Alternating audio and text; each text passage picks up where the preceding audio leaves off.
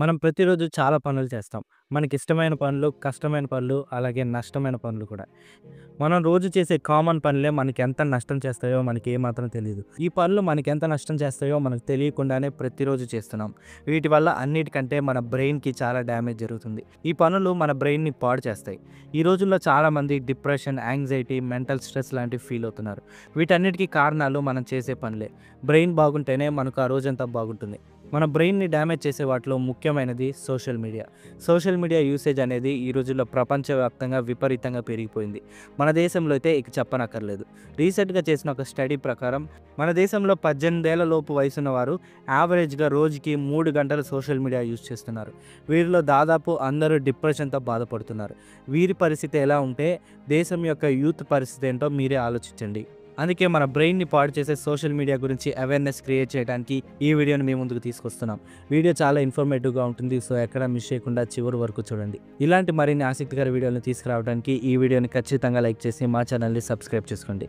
ఇక ఆలస్యం చేయకుండా వీడియోలోకి వెళ్ళిపోదాం.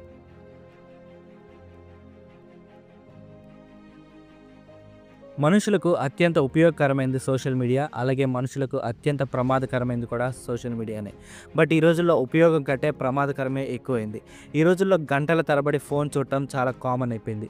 ఫోన్ పక్కన పెట్టేసి మనం ఏదైనా పని చేసుకుంటున్నా ఏదో రకంగా మన మైండ్ ఫోన్ దగ్గరికే వెళ్ళిపోతుంది. అంతగా మనం ఫోన్‌కి తెలియకుండా ఎడిక్ట్ అయిపోయాం. ఫోన్ చూస్తూ ఉంటే గంటల సేపు కూడా తెలియకుండా గడిచిపోతాయి. బట్ ఇంతసేపు ఫోన్ చూసినా తిరిగి వర్క్ గుర్తొచ్చి మొదలు పెడితే పెద్దగా ఫోకస్, కాన్సంట్రేషన్ ఉండదు. మనం ఏం చేస్తున్నామో మనకే తెలీదు. ఫోకస్ చేయడానికి ఎంత ట్రై చేసినా ఎలాంటి లాభం ఉండదు. ఈ సోషల్ మీడియా ప్లాట్‌ఫామ్స్ మన లైఫ్‌లో చాలా ఇంపార్టెంట్ అయిపోయాయి. వీటి వల్ల మన ఆలోచన విధానం కూడా ఈజీగా మారిపోతుంది. ఈ సోషల్ మీడియా వల్ల బ్రెయిన్‌కి ముఖ్యంగా 4 ప్రమాదాలున్నాయి. Number 1 change in attention.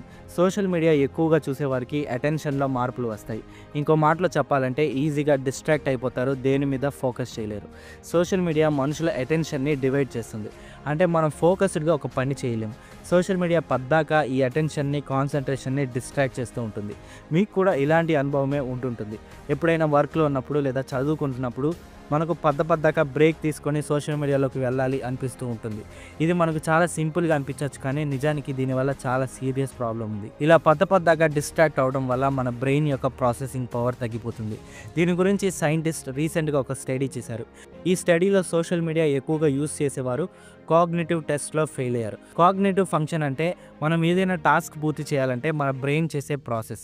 ఉదాహరణకు ఆలోచించడం, మ్యాథ్స్‌లో ప్రాబ్లమ్ సాల్వ్ చేయడం లాంటివి.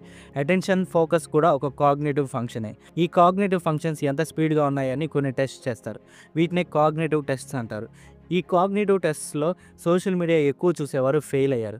అంటే సోషల్ మీడియా ఎక్కువ చూడటం వల్ల బ్రెయిన్ ప్రాసెసింగ్ దెబ్బతింటుంది.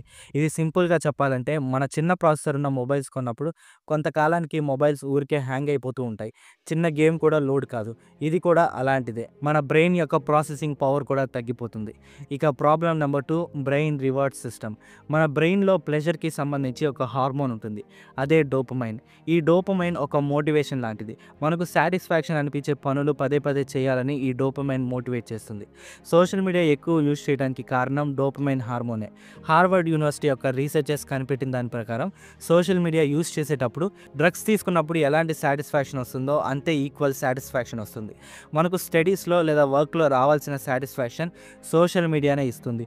ఇందువల్ల స్టడీస్ అలాగే వర్క్ మీద ఇంట్రెస్ట్ తగ్గిపోతుంది. చదువు బుద్ధి కాదు, అలాగే వర్క్ చేయాలని అనిపించదు. దీనివల్ల మనం మన ఎబిలిటీకి తగ్గట్టుగా వర్క్ చేయలేం. అలాగే వర్క్‌లో అవుట్‌కమ్స్ కూడా తగ్గిపోతాయి. దీనివల్ల జాబ్స్ కూడా పోయే ప్రమాదం ఉంది. స్టూడెంట్స్‌కి అయితే స్టడీస్‌లో ఇది చాలా పెద్ద ఇంపాక్ట్ క్రియేట్ చేస్తుంది. Problem number 3 memory.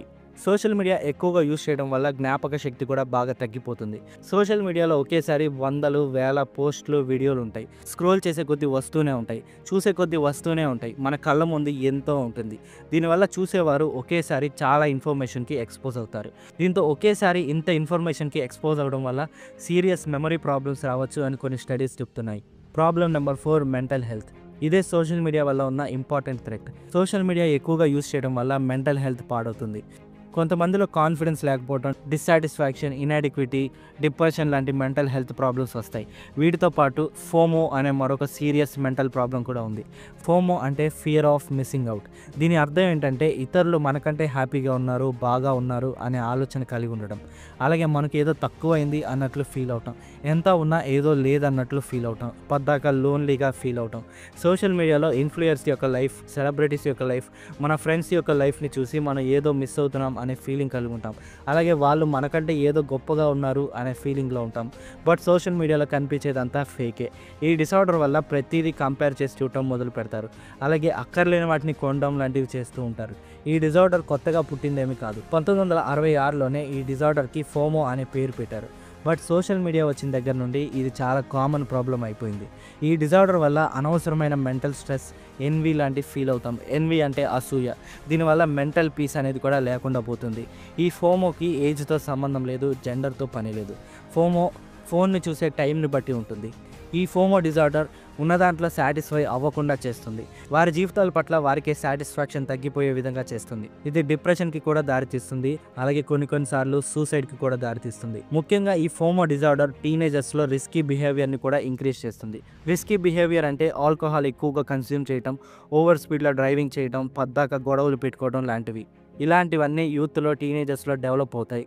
అంత ప్రమాదకరమైనది ఈ ఫోమో. కొన్ని స్టడీస్ ప్రకారం సోషల్ మీడియా యూసేజ్ని తగ్గిస్తే ఆటోమేటిక్గా ఈ ప్రాబ్లం నుండి కూడా బయటకు వచ్చేయచ్చు. అలాగే మనుషులతో కమ్యూనికేట్ చేస్తూ ఉన్నప్పుడు కూడా ఈ ప్రాబ్లం నుండి బయటకు వచ్చేయచ్చు. ఇలా మన బ్రెయిన్ని డ్యామేజ్ చేసేది సోషల్ మీడియా ఒక్కటే కాదు. సోషల్ మీడియాతో పాటు మన బ్రెయిన్ని డ్యామేజ్ చేసేవి మరికొన్ని ఉన్నాయి. అవేంటో నెక్స్ట్ ఎపిసోడ్లో తెలుసుకుందాం. ఈ సోషల్ మీడియా సైడ్ ఎఫెక్ట్స్ గురించి మీరేమనుకుంటున్నారో ఖచ్చితంగా కామెంట్ చేయండి. So that's the story. మళ్ళీ కలుద్దాం మరొక ఇన్ఫర్మేటివ్ వీడియోతో. వీడియో నచ్చితే ఖచ్చితంగా లైక్ చేసి మా ఛానల్ని సబ్స్క్రైబ్ చేసుకోండి. Thanks for watching.